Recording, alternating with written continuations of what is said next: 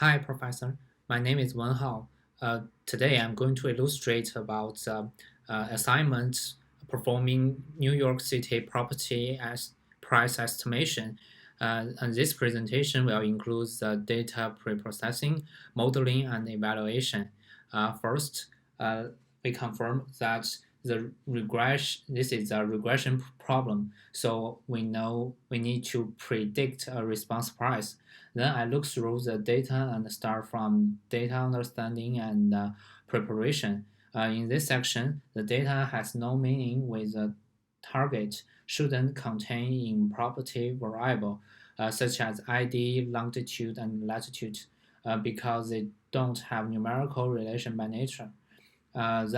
Following these four procedures, the non-value and outliers should be removed with drop-down and upper-lower quantiles, specifically the zero value for price and the other numerical attributes. The category data ought to be converted to numerical through the dummy variable. However, some category attributes have too many degree of freedoms, and we can't convert them to attributes because it will cause the disaster of dimension with such the small data set. Thus, we choose the categorical variable with text class at present and sometime and usable. All in all, we guarantee 23 dimensions variables. Then, speaking of data splitting, we first split the data price as y, the other as x. We use the built-in function to split them for training, validation, and test set as 80, 10, 10% respectively because this data set is too small.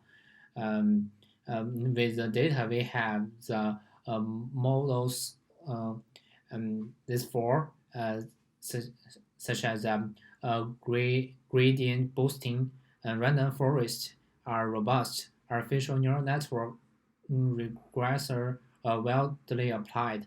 Linear regression is regarded as a baseline here because it has great theoretical underpinning for transparency. With the model, one uses validation set to turn in the hyperparameter.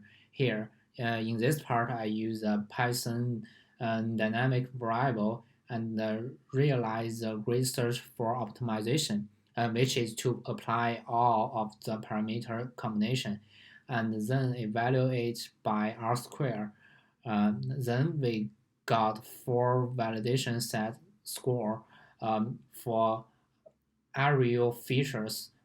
We directly add them here and follow the same instruction, and then their score here as well.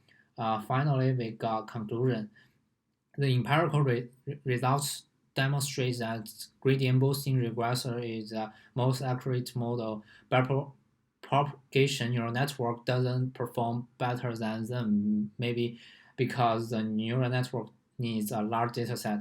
For the limitation, first, due to the small data set, one can't use dummy to include all attributes. If large data set is applied, PCA and feature selection can be used to further improve. Overfitting can be dropped by and decrease the complexity of models such as max steps in random forest and gradient boosting, and drop out in neural network. And here is the graphical results, and here is the reference. That's all my presentation. Thank you.